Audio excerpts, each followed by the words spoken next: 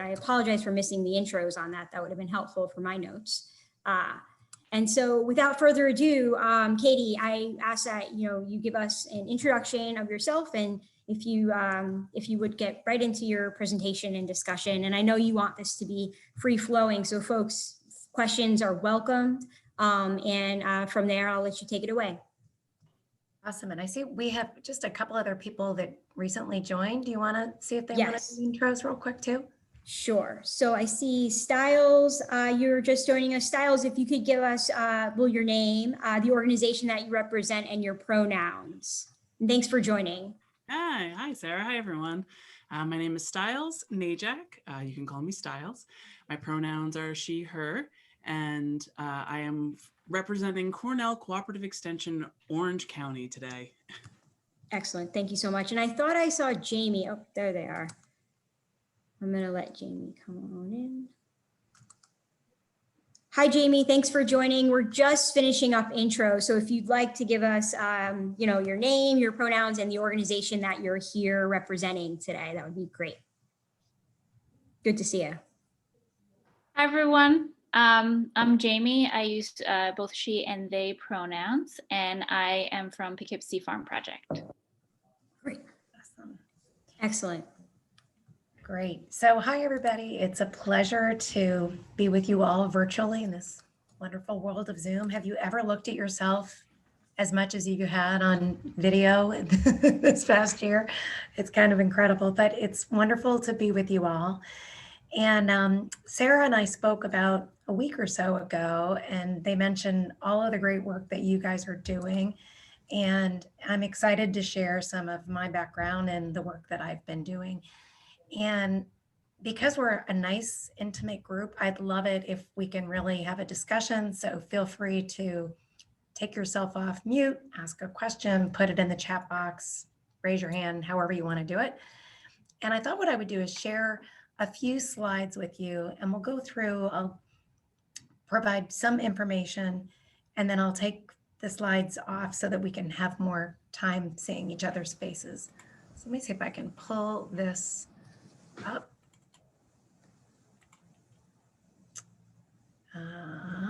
Hold on a sec.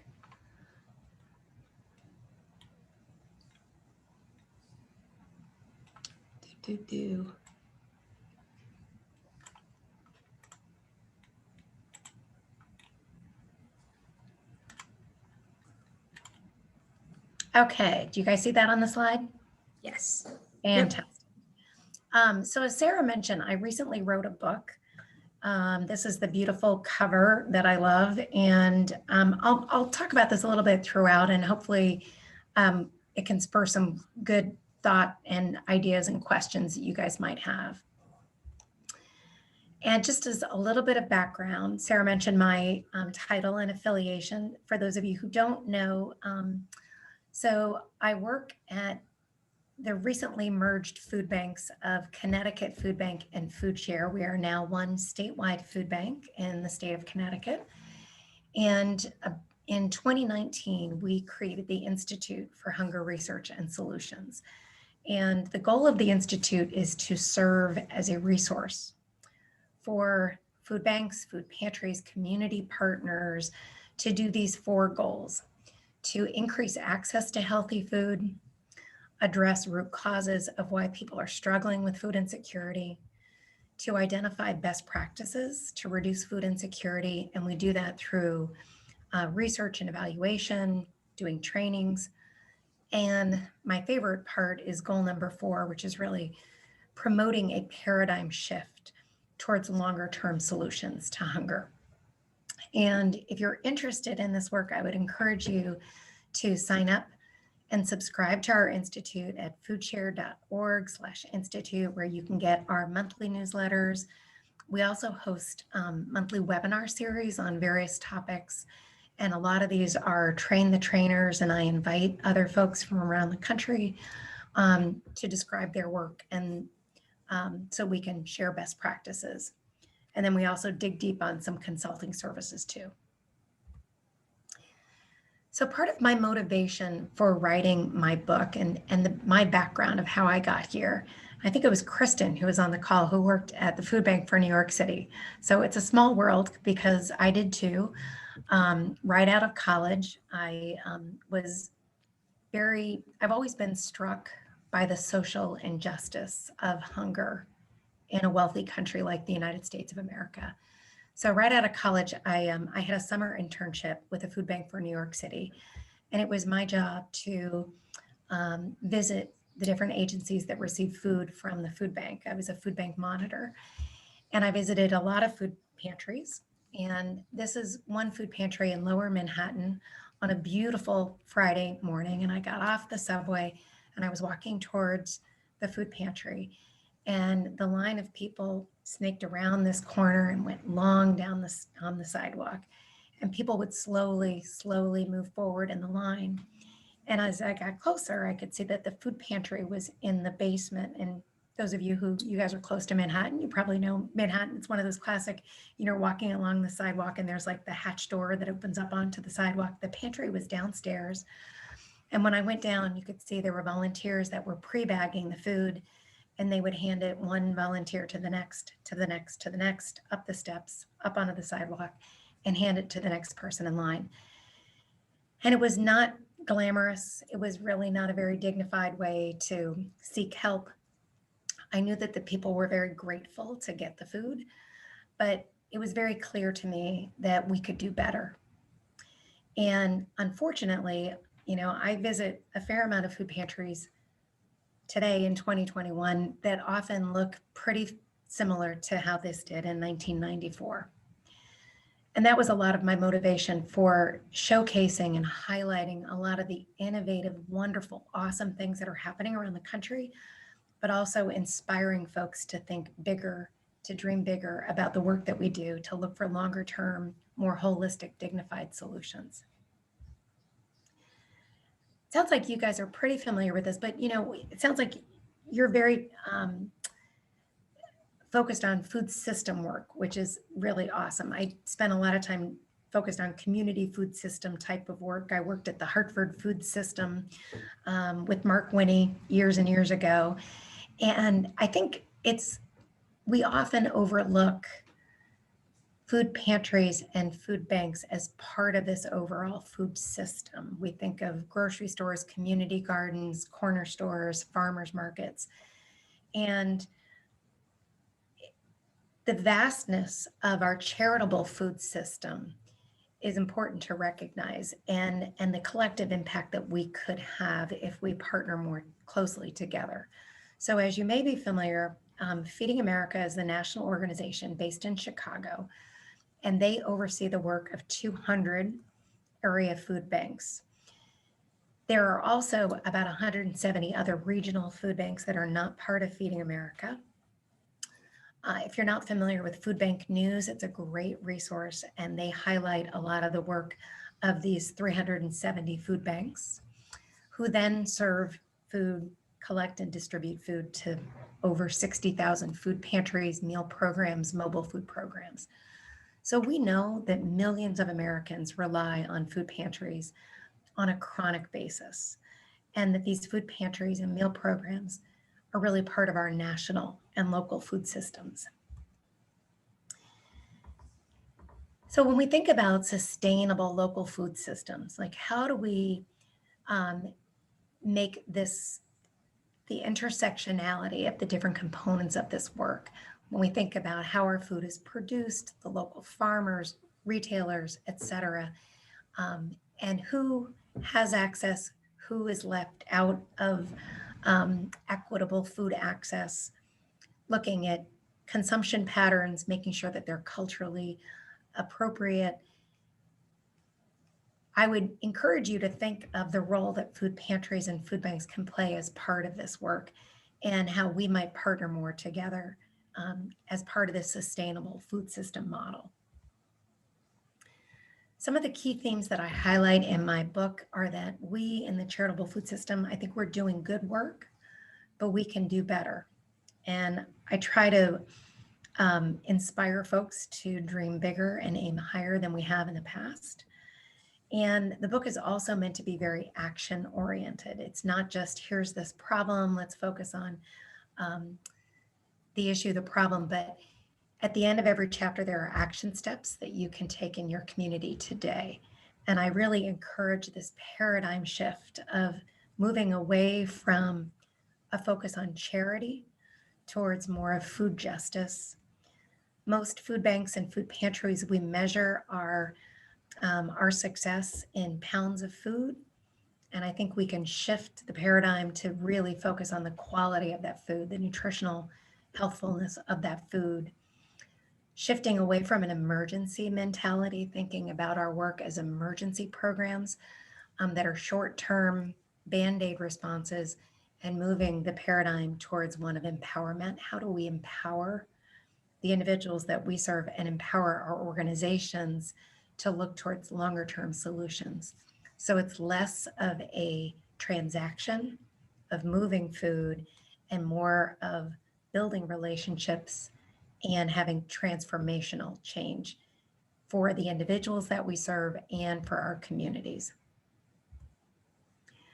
So these are just some of the themes of helping to imagine what is possible and what we might think about with the role of food pantries, from the language that we use on our websites, in our newsletters, the way we describe our work. I think there are some old school language that we could shift towards more person-centered, empowered language, creating a welcoming, dignified culture so it's not stigmatizing or re-traumatizing for people as they need help.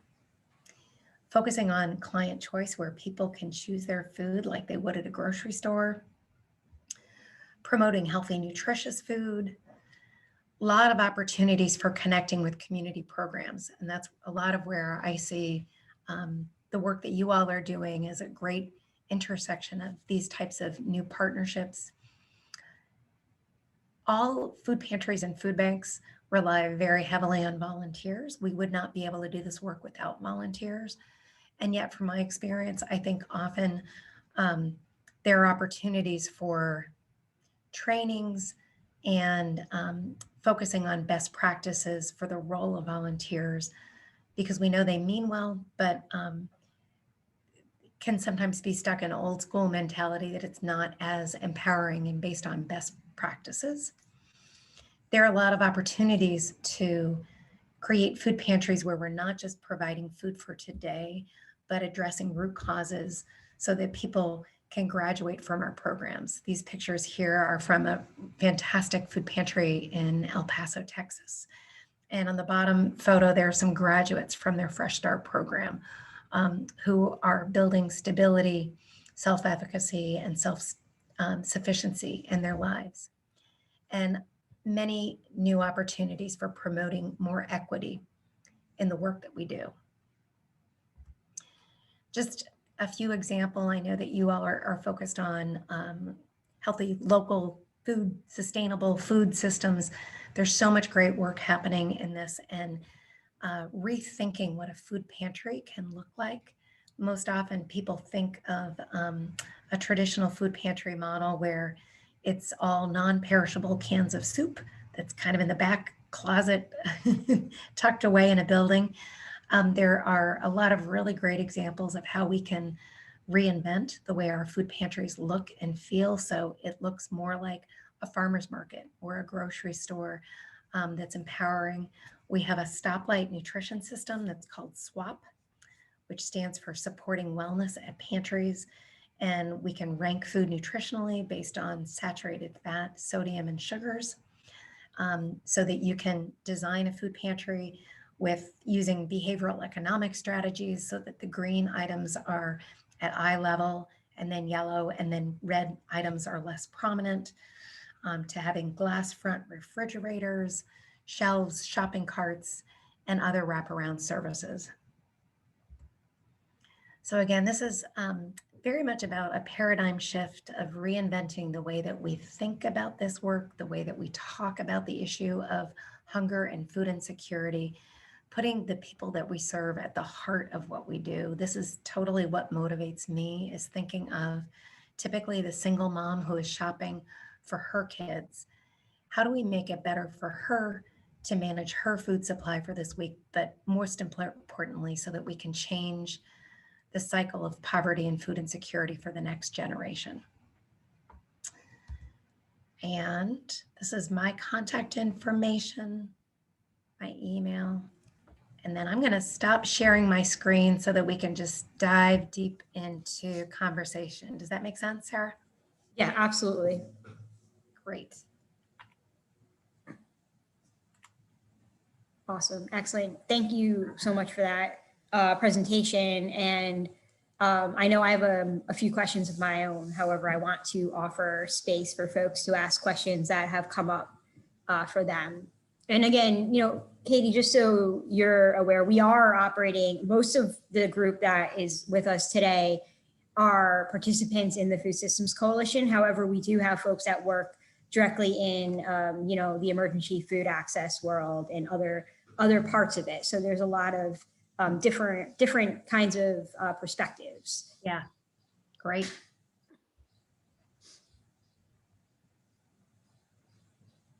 Does anyone have any questions? Thoughts, questions, comments, ideas? I have a question. Hi, thank you so much. I'm so inspired by your work, and thank you for taking the time to present to us. I am working at Glenwood on various food access programs. We have a food sovereignty fund and also a CSA as a SNAP program. But previously I was working with a nonprofit grocery store in Hudson called Rolling Grocer 19. And it has a tiered pricing system to try to make food more affordable. And, we were always thinking of it as sort of, an extension of the emergency feeding system where there was choice, where there was more agency, and also for folks who either have benefits or have, ability to pay something, but maybe not full retail price, to give people the opportunity to do that and to participate. But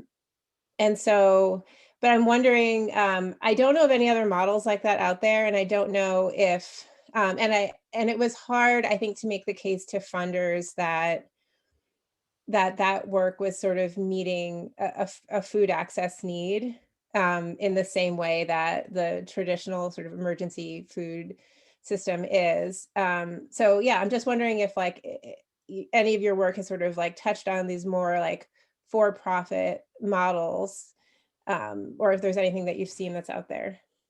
Yeah, no, that's a great question. I have a few thoughts on that. I think one of the things that is a challenge for food banks and food pantries, as you guys are probably aware, when we have donated food product from retailers, from the food industry, when it's donated, we cannot then charge for that food. There are some great examples of folks that are doing more like in line with kind of the co-op type of feel of the work that you're doing. And I'll tell you, just this past weekend, I had a really cool conversation with this woman named Tammy, who she identified as growing up in poverty, even though she didn't, she wouldn't call herself poor, but she knew that, they were on benefits and had struggled. And she talked about the value of reciprocity, of when you're getting something for free, it feels more like charity. You feel like it's a handout. And when you are providing something, she talked about a program that sounds a bit like what you're describing, Michelle, of they set it up where they would look at her financial, budget and suggested what she could provide for the month for the food, so that she could feel like she was contributing, that she was giving instead of just taking. And I do think I think we need to explore that more to find out how do we blend some of this work, so that I think that's part of the stigma and part of the humiliation that people feel. And the reason that people who are really struggling to get enough food will often choose not to go to food pantries, because they just feel like that must be for someone else who needs it more than I do. That's not something that I would want to do. if we offer it that it's a low cost food grocery store or some other model, it probably would feel more dignified. But I think that there are some financial challenges with how do we charge for services or some other fee where it's not for donated product. Great. Thank you so much. And I did see a hand from Kristen, and then I see you, Megan, and I see you, Jamie, with hands as well. Yeah, I think so. My question for you has to do with, you mentioned the standard food bank measurement of pounds of food. And I'm a registered dietitian, and I was working as the associate director of community nutrition at Food Bank. And I feel like that was like the bane of my existence, was the fact that all of my grants and all of my programs, they're like, well, you were distributing 1 million pounds of food last year, and now you tell me you want to buy green leafy vegetables. And besides, you know, procurement and distribution challenges that come with green leafy vegetables versus cabbage and potatoes, they weigh less. And so we had a lot of conversations about that and how we could change it. And so I guess this is kind of twofold, wanting to just hear your thoughts on what that looks like instead. Like, we had some ideas of how we could measure the food, like, was it in terms of servings that we were distributing instead of pounds? And then also how to have those conversations with your donors, because when we started having them, it just wasn't as impressive, and some of them didn't seem to get it as much. So I feel like there's like, maybe it's like a little bit of a two-parter, but would love to hear your thoughts on that. Yeah, I'll tell you, it's an exciting time to be focusing on nutrition within food banking because things have changed a lot in a very short amount of time. So Healthy Eating Research, which is a program of the Robert Wood Johnson Foundation, convened a panel 2 years ago of nutrition experts and food bank staff, and I was proud to serve on that panel. And the goal of the panel was to come up with nutrition guidelines for the charitable food system, for food banks and food pantries. And Marlene Schwartz, my colleague at the University of Connecticut, and Hilary Seligman from UC San Francisco were the co-chairs. And I had already worked a lot with Marlene on the SWAP system when we were piloting SWAP. And so the HER guidelines, the Healthy Eating Research guidelines, were released a year ago. And they've been adopted by Feeding America. And they are now encouraging, recommending, still not requiring, all food banks in the country to use these new HER guidelines. And so we have, the guidelines are terrific, and they were very similar to SWAP. And so we've revised our SWAP guidelines to align exactly with the HER guidelines. So at a food bank or a food pantry, you can rank the nutritional quality of your food, green, yellow, and red. And then you can say, we distributed 1 million pounds of food. X% was green, X% was yellow, red, or unranked. And then you can use that data as your benchmarks. Funders love data and metrics and being able to support it with evidence. So we've conducted several studies to show that at FoodShare, when we started using SWAP, we increased the amount of green and yellow foods. We reduced the amount of red foods. When food pantries piloted SWAP, they increased the amount of green and yellow. They decreased their amount of red. When a food pantry in our network was about to implement SWAP, we did a great study where we measured what the customers were selecting. It was a choice. It was already a client choice pantry. So we measured all the food that they took before SWAP was implemented.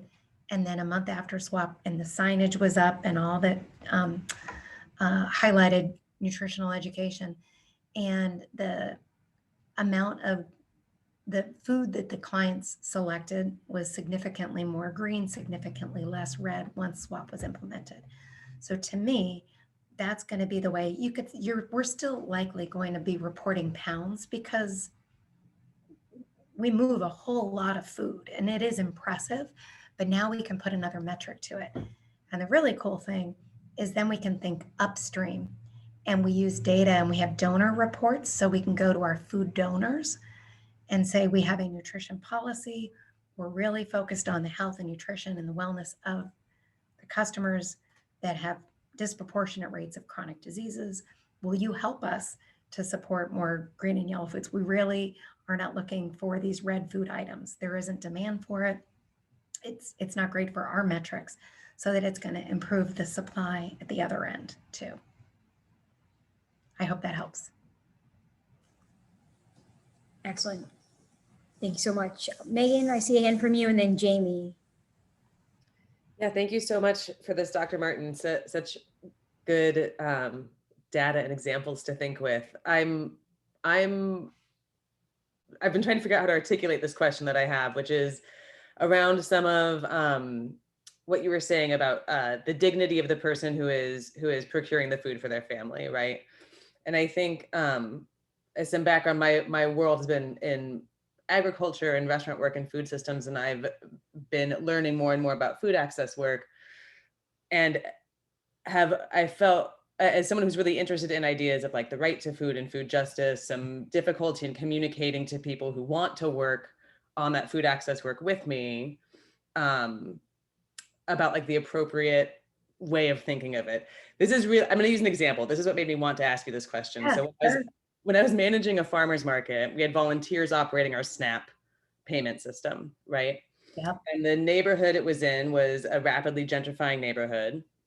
And people who came to use those benefits were described by my volunteers like hipsters, and they would say, I don't think that person deserves this. And there was like a very clear attitude towards who they thought was supposed to be accessing these benefits. And I find that conversation kind of ongoing with volunteers, and even sometimes with very, very well-intentioned funders and folks like that. So I wonder if you've used any tools around communicating without alienating people about ways to like step into that right to food space and sort of out of that who's deserving of this and who is not. Yeah. I know. Yeah, it's a great question, and a common theme, right?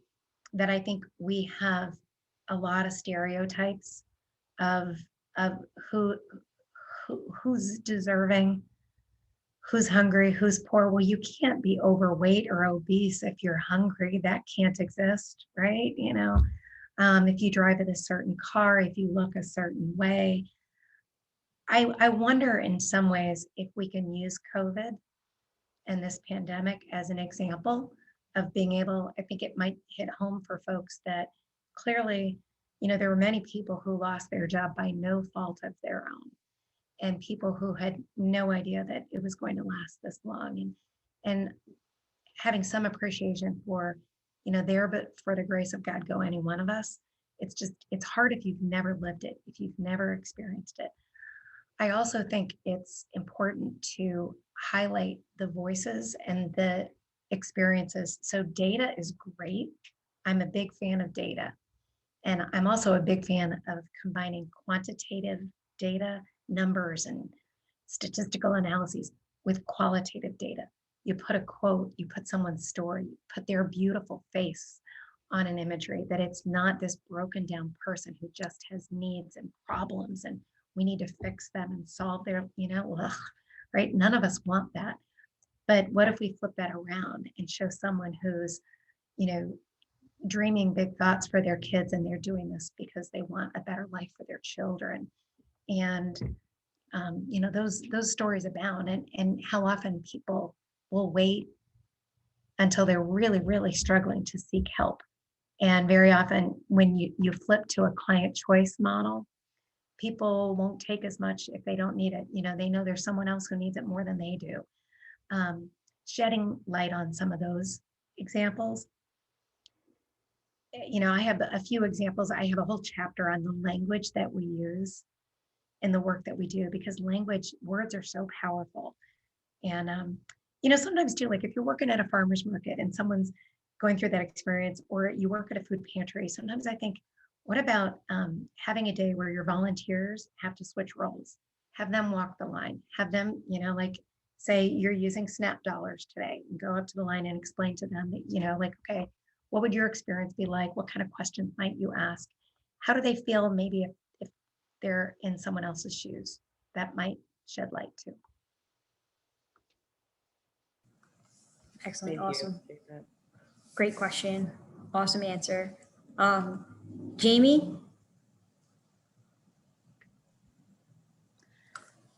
Hi, thank you so much for sharing about the work that you've been doing in this research. I'm wondering if it would be okay to just share a couple of things that just kind of, there are a couple of things that were coming up for me related to things that we've tried recently that I feel like are some ways to respond to some of the other questions that have come up with. Is that something that would be okay? You're awesome. Yes. Okay. So, and you know, thinking of COVID-19 as a jumping off point, that is in fact where some of these new things have come from. And so one thing we tried last year and have also started doing it again this year is community harvest events, where we invite families to come out to the farm fields and harvest. And they can, and it's a gleaning event. So it's after that crop has already been harvested by the farm crew and there's some left. So we invite families to come out. They can harvest as much as they want for themselves, for their neighbors, for their friends and family. And they can also harvest more for us to then donate. Mhm. So what seems really effective about it is that it does have that sort of giving back component. So folks are like, okay, I am taking stuff for my family, and I'm also harvesting food that's going to be given to other people. And they're also harvesting food that they can give away to their friends and neighbors and you know, grandparents or whoever.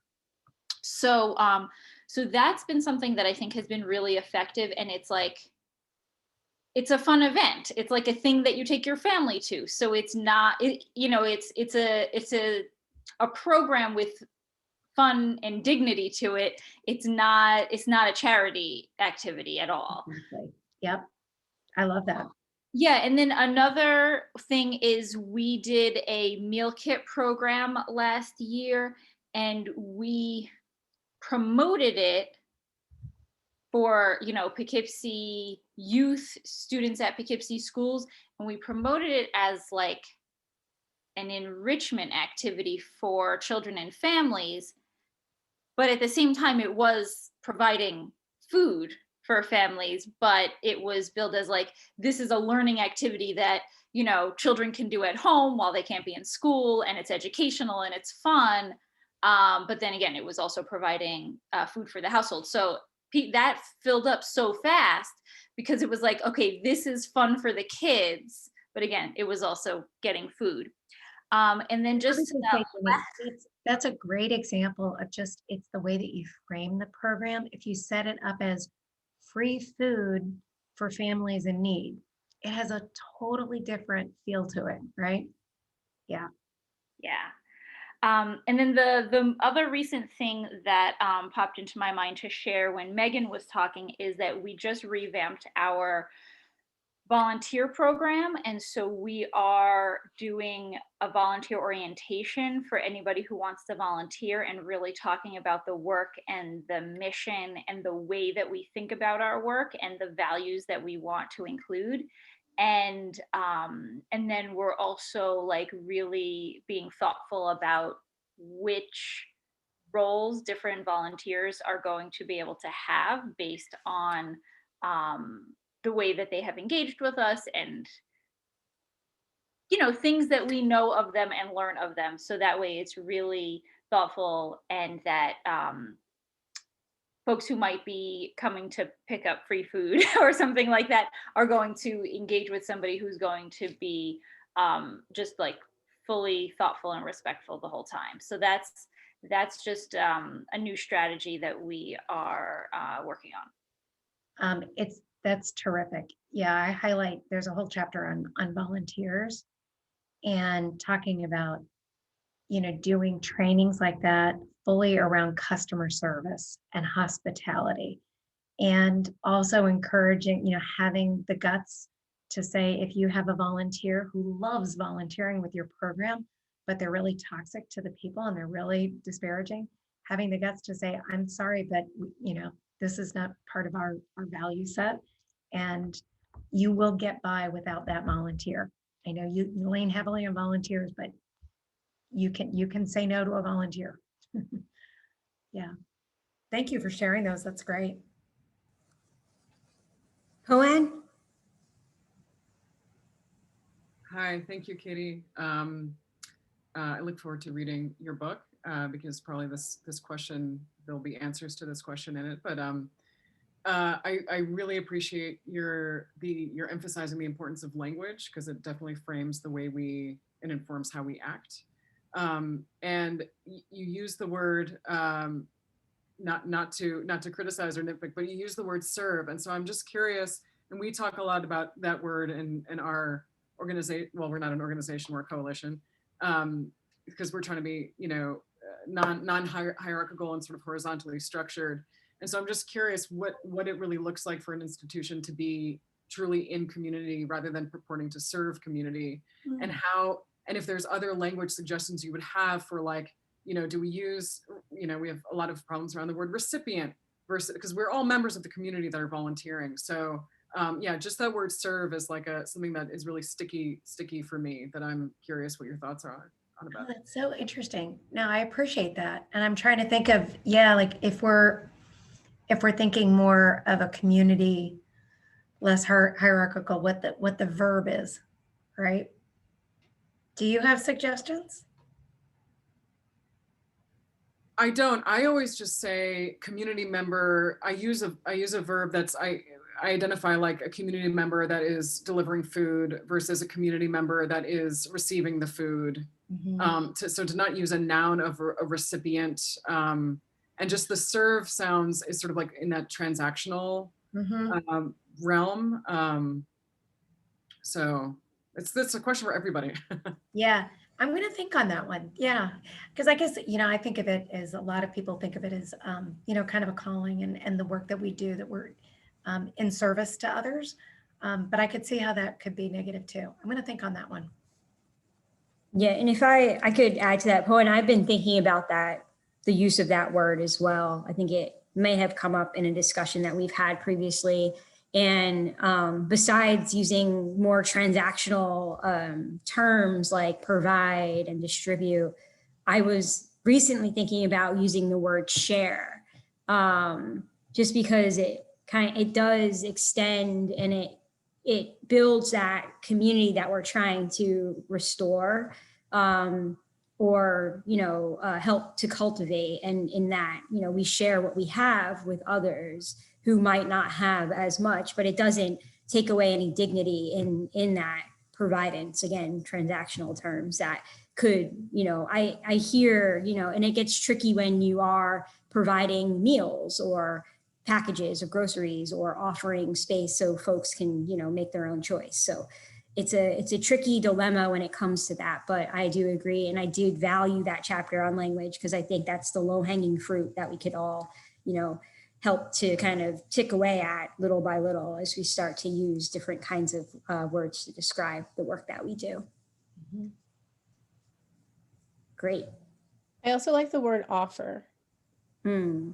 Because it also implies there's like agency and choice. And yet I guess what I'm struggling with though too is like, so it's not just about the food. So if we're setting up a food pantry setting where it's more than just the food, so the food is a piece of it, but we're sharing resources, we're sharing information, we're sharing space for people to build community, like a lot of that good stuff. But how do you put all that into like one verb? We're going to get there. I like this. Yeah. Like, I guess, offering, sharing. Great. Does anyone have, I see Kristen, a hand up. Yeah, I was going to piggyback on this language conversation. That was my other note that I had, was that I do feel like language is very powerful, and language is also constantly evolving and fluid, and there's different understandings. And I appreciate this conversation. The one word that I have a challenge, an issue with, is the word actually empower. And I think this comes from working as a nutrition educator when I first moved to New York City as a white female from the suburbs of Texas, and working in the Bronx and in Brooklyn and in Queens, and a very diverse community, and with different communities, and just being like, to me, empower is like, I am giving power to somebody. And it was very important to me, the more I grew in my career, that I understood, I'm trying to think of how to say this. I mean, that I can help, and maybe it's not serve the community, but can do all that I can with my education. But that it shouldn't come from me as a white dietitian. There were so many white nutritionists and white dietitians that worked in SNAP Ed programs.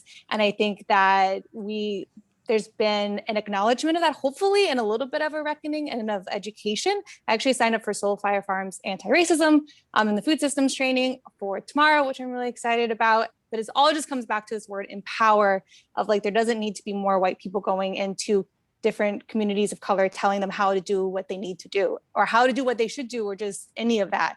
And so I've rambled on a bit, so I will close this up with, I don't love the word empower, and I don't know if anybody else feels that way, or if there's any sort of alternative to, get the same message across. Yeah. I think I just like piggybacking off of that. I think sometimes when I hear empower, I feel like sometimes it comes from a place in which there is not power, and there is power.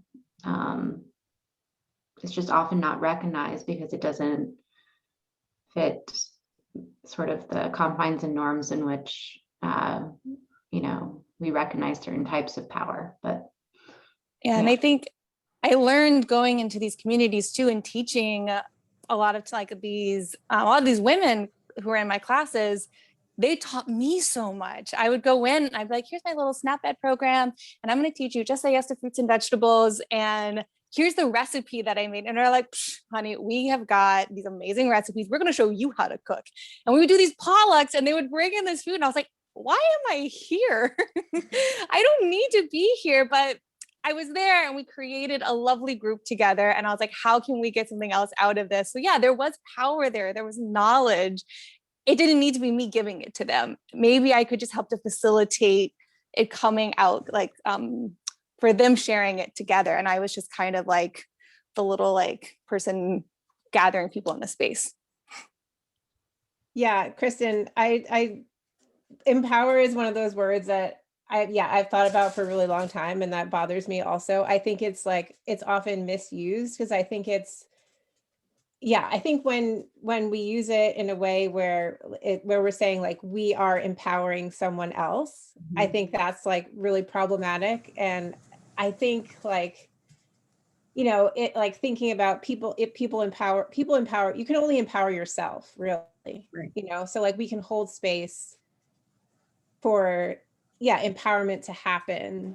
We can offer resources for that, and training and education for things to emerge. But I totally agree. And I unlearned it at one point, and then sometimes I feel it kind of creeping back in. So I'm really glad you brought that up. Yeah. And Kristen, I'll share, I've been recently influenced by Diversify Dietetics, which is a great group, of how do we break this, cycle of, the only people doing nutrition education and dietetic work are white women, right? Yeah. Oh yeah, no, they are great. So just echoing that. So I had actually ordered the audiobook of your book. Jordan, I'm having a hard time hearing you. Can you hear me now? Yeah. Yes.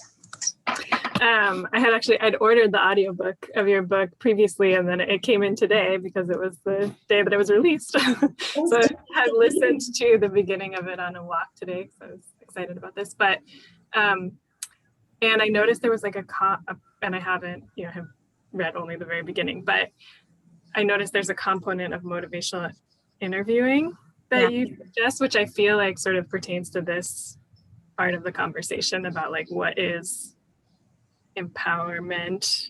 I think at least my experience with motivational interviewing has been that it's like this honing of the facilitation role so that you really are working with the the person that you're communicating with. It's actually their experience that's providing the basis for what you're offering is the facilitation of them getting to work with their own experience.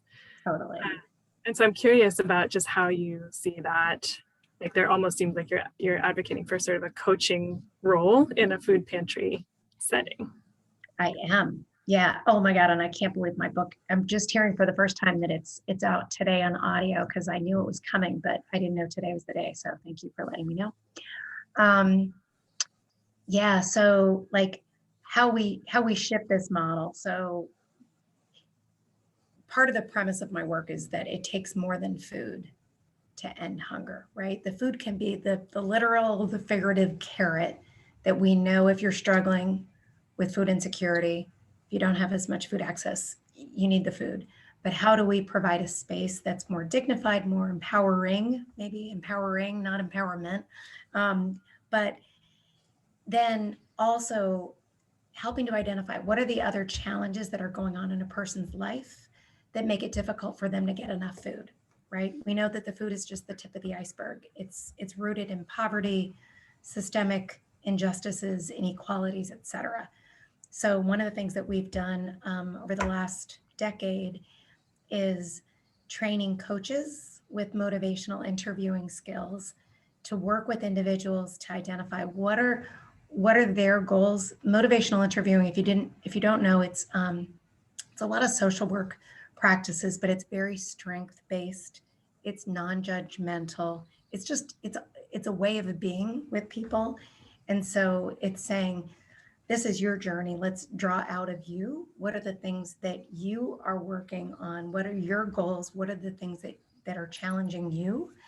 Then how do we help build your resources, skill set, knowledge, connect you with other services, resources, et cetera, to help you build your ability to help yourself and your family. So I'm not telling you, Jordan, that you should finish your GED or that you should get a different daycare provider. You are telling me, what is it you're struggling with? And then I can help connect with available resources. So motivational interviewing is a great tool. And I think it helps for the food pantries that have used it. It really helps with this paradigm shift of really understanding and meeting people where they are. So yeah, it's good.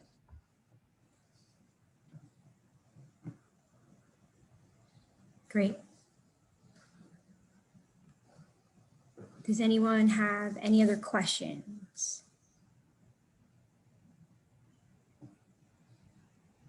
Great. So, I mean, I know we talked already, Katie, but I feel like you're such a wealth of knowledge and insight. And as you know, I work with an organization that provides many different kinds of food access programs, one being a pantry, a hot meal program.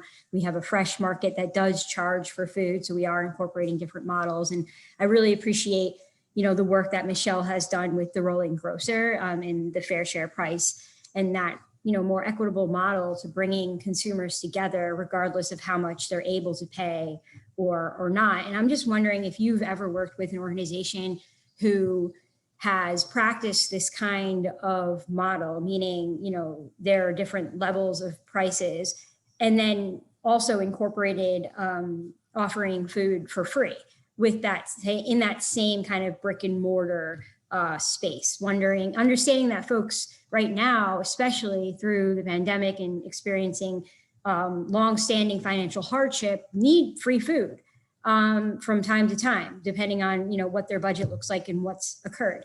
But two, understanding the dignity that's restored to people when they feel they're participating in their own economy and in their community, and hearing so much about that food systems, economy, and community. Wondering if you have experience in trying it out where you're offering free food right next to food that you would pay for. I have not, and I'd love to hear more about the Fair Share program that you guys have, the Rolling Grocery. I'd love to hear more about that.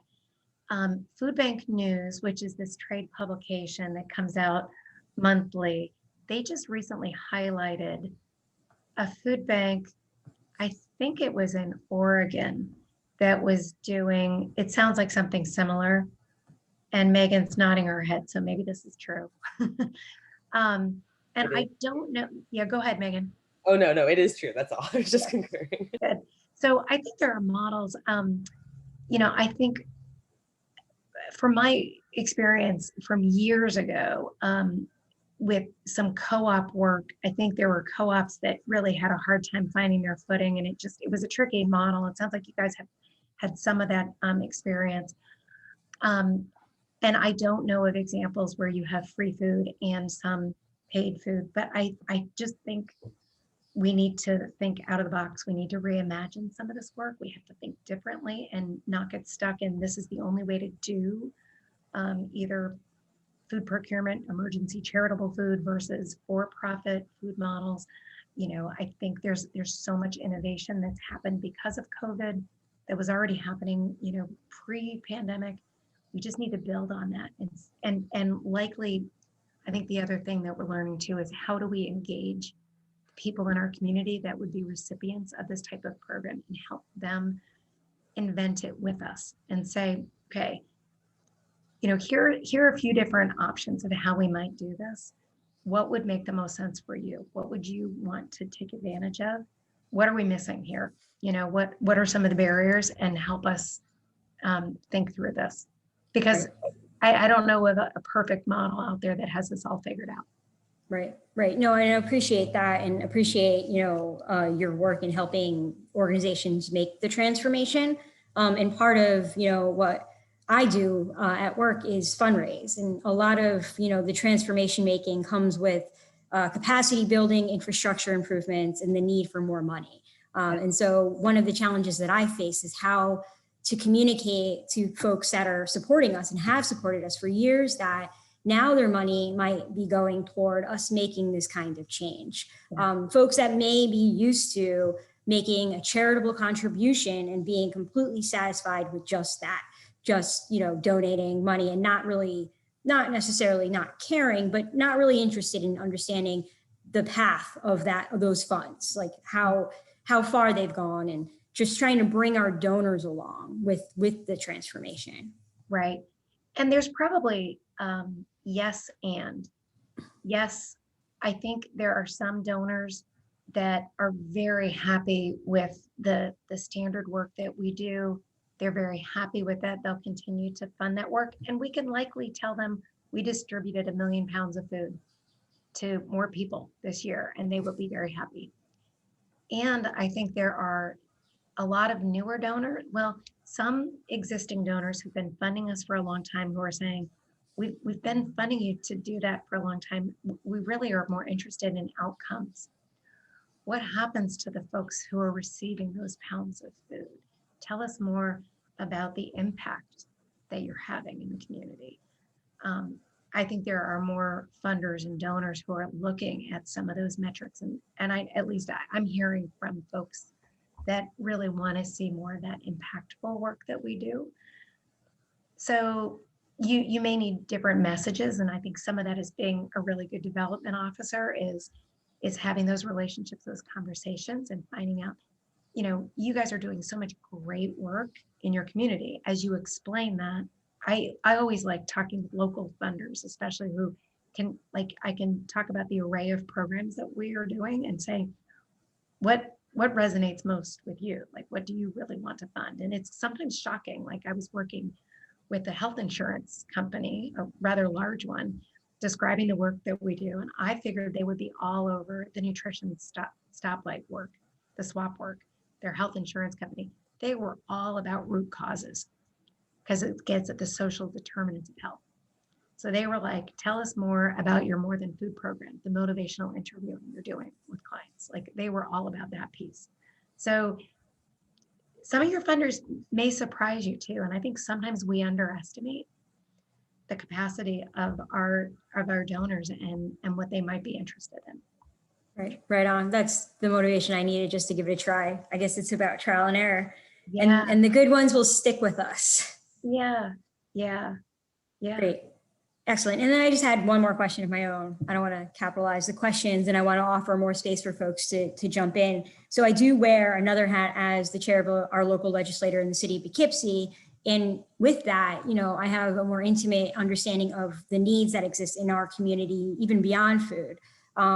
And understanding, you know, part of the solution to fulfilling those needs involves food and can involve the food system. So I'm wondering your experience. I understand, you know, you do work in consultancy and your expertise, if you've ever consulted with local governments to try and initiate food systems, elements, procurement policies, and with that emergency feeding frame in mind specifically. Yeah. It's a great question. I've just started doing a little consulting with the state of Maine.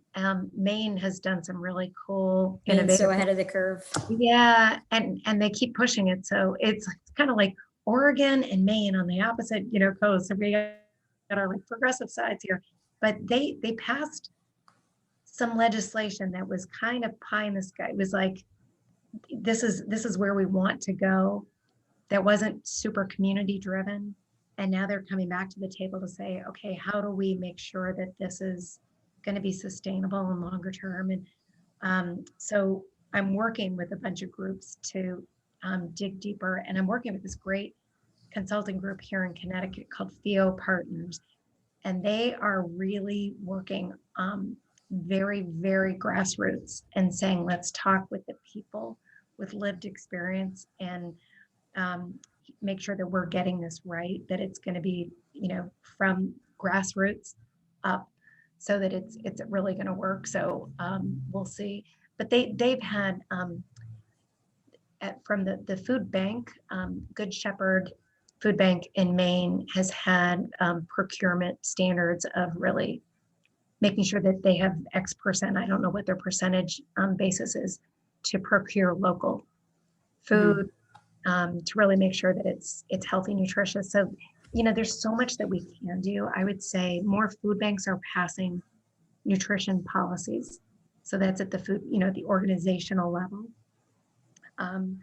You know, there are some examples. I guess I'm more familiar with like the good food charters, like Michigan has one. And Buffalo has a good food purchasing policy. Yeah. Yeah. So, I mean, I think there are a lot of, and it sounds like you guys are just like at the hub of this kind of work and just saying, how do you keep building on it? Yeah.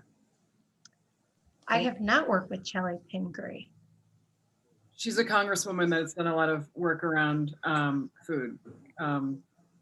So I was just wondering if you worked with her. Yeah, no, I haven't. Thank you though. Great.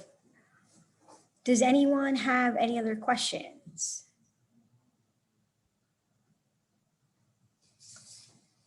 Excellent. Does anyone else want to share like a really great example of work you're doing? Because that's the fun part as I get to talk with people is like, you know, it's not just about my work, it's learning from others and finding out what other great examples are going on so that I can share it with others. Don't be shy, folks. Lots of good work going on amongst these square screens.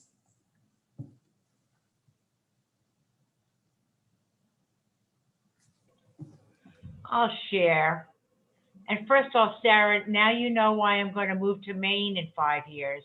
I understand it. You didn't have to explain it before this. I understand. Thank you. So, Katie, thanks again for the presentation to everybody. Besides the Poughkeepsie Underwear Factory, I am also on the board of the Hyde Park Food Pantry, plus I started the Hyde Park Community Garden. So, and the reason that we started the garden, this is our 10th season, is that we grow and donate to the food pantry, our local food pantry. You know, Hyde Park is small. You know, it's still, I would say it skews middle to lower middle class, but typically we see about maybe 20 families a week at the food pantry. And, you know, with the fresh food that we grew at the community garden. And we always came out, we went out during season, of course, that's May through October, had the table. They selected what they wanted. We really encouraged them, mostly for the greens, you know, no iceberg lettuce and everything else, because it was organic, within a mile from the food pantry. But I have to tell you that with COVID, our community, again, not a large community though, has become super generous, tremendously generous as far as donations, not only food donations, but financial donations, which are key. We are very flush with money. And because of that, the board, which I'm a part of, we agreed now to do this fruits and vegetable program now year-wide. So of course I can never grow mangoes or bananas or pineapples or anything like that, but we have them out there now. We actually purchased from a local business, Adams. Adams supports a lot of small farmers here in the area, but of course they go outside the area as well. And it has been tremendously well received. It really has. We've been very pleased with that. And just to add a little thing on top of that, you know, many years ago, we did have two of the patrons of the food pantry inquire about being a part of the community garden. And so we gave them their shares. We gave them, we gifted it to them, and they have been really one of our best members, because they're so grateful that they have a place now, a sense of community and a sense of giving back.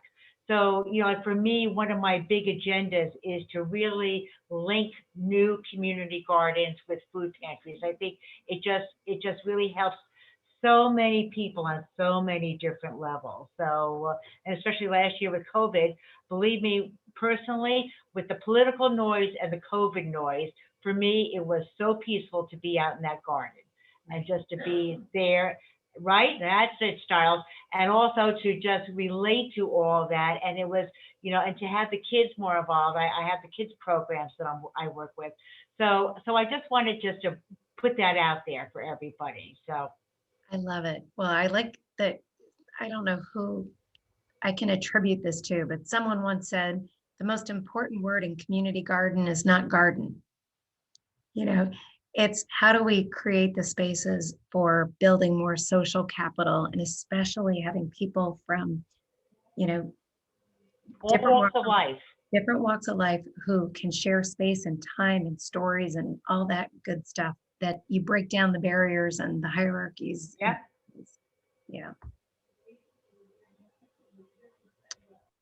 Megan, I thought you were going to mention something, but now you're off camera. Sorry, I was just taking a small video break. It's been a long Zoom day. I hear you.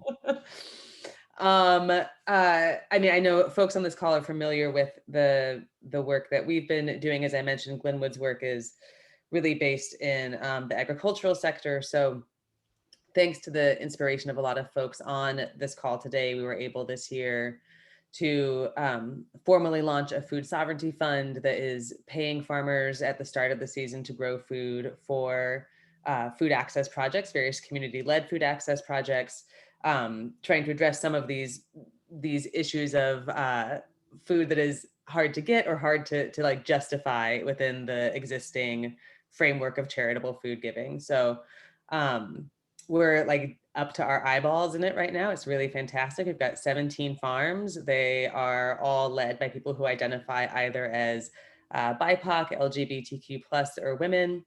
And Michelle and I have been crunching numbers and balancing needs, and are starting to have the conversations where we get to actually match the programs to the farms and figure out exactly what food they're going to provide. So yeah, I've had some just really like beautiful moments of getting that off the ground, and are excited to see how it goes this season. So wish us all luck. You'll all hear more soon, I'm sure. And also want to acknowledge some of our accountability council members are on this call too, who were instrumental in identifying the farms and helping to build the program and continue to work closely with us. So that's wonderful. That's great. Sarah? Go ahead, Virginia. Yep. Yeah, I'd like to just briefly talk about the experience that we have in Newburgh, because last summer with COVID, we had the Downing Park Urban Farm. So we decided we'd keep the farm open, limit access to the public, but we would grow the food, and the majority of food we grew, we gave to the food pantries in the city of Newburgh. So we worked with about 15 pantries, which included some churches that were doing distribution for the first time. And we managed to move quite a bit of food. And the thing that we also learned, which was, I think, the biggest learning, was that we aggregated produce from other farms, than some that grew specifically for this program that we were doing, but also from the food bank. And some of the product that we received from the food bank distribution sites was not the best. And then when we distributed it to a feeding program, and I would say, well, you really will sort through it, we'll make it better. And people would say to me, well, people are hungry, they'll eat anything. And it was like, no, they won't. We can't do that. And we were seeing that people were lining up at the food pantries early to get the fresh produce that we were bringing. You started with the picture of the young mother with the toddler.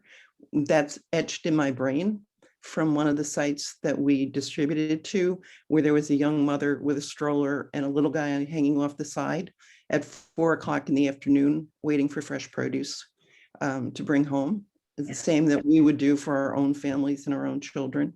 So I think the experience that we had last summer, for the first time distributing out to that much or that many food pantries, that much food, really is crafting what we will be doing in Newburgh this summer, and how we will be approaching the food pantries and how we can assist them. And we are expanding our growing, because we'll be putting up a high tunnel, and we will be able to grow from early or late winter into the following seasons, but doing it by involving the pantries and the people they serve, as well as the churches and the other distribution sites that may be doing it for the first time, to gain their knowledge and input as to how best to serve the people in the city of Newburgh, especially those that don't have stoves, they don't have refrigeration, and yet when they go through the pantry line, they're given a bag of food, and that's what they get. Right. And then what do they do with it, especially if they have little kids? So it's been an incredible experience for us. And as I say, one that we hope will really temper our growth going out this summer, and what we hope to do long term for the city of Newburgh with other partners. I love that. And I think, just going back to how we were talking about the language we use and the stereotypes and some of the stigma that we have, I think the more that we can share these kinds of stories, because I hear these all the time, like, groups that did all produce distributions, like there was so much demand, like cars wrapped around the block, like there's Right. so much demand for good, healthy, nutritious food. And Right. we just have to keep beating that drum and keep saying that message out there so that people will hear it and realize if people don't, like if you're on a limited budget, it's really easy to get ramen noodles. It's not easy to get beautiful locally grown food. Like, so don't donate the Right. ramen noodles. That's the easy stuff to get. Right. Yeah, that's terrific. Great. Anyone else want to share?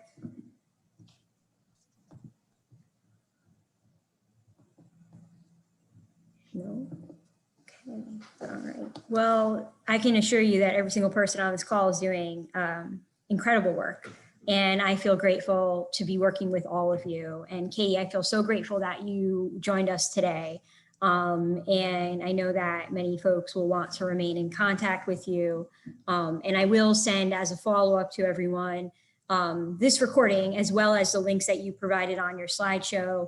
If you would like to, if you can share your slides, that would be great too, so folks can go through them as needed. And then, I would encourage everyone to go out there and either grab a copy of the audiobook or the hard copy or soft cover. And it's a great book, and I really appreciate the action items. It just makes it so much more accessible to folks working in the field. I really appreciate everyone's time today, because I understand we are all on Zooms all of the time. I know. Yeah, thank you for sharing this time. And you guys are really boots on the ground doing this great work. So hopefully when you read or listen to the book, you'll get some ideas, and I'd love, challenge me on stuff too, or, push back. This is a great conversation. I think, for me, the way we reinvent is to like stay open and keep iterating and, try new things, which means we're going to fail sometimes, and let's fail forward and keep learning and pushing ourselves to do better. So let me know what makes sense and what things maybe don't, so I can keep learning. Excellent. Thank you so much. Yay. All right. Thanks, everybody. Bye, everyone. Thank you. Enjoy the rest of your afternoon. Bye. Bye-bye.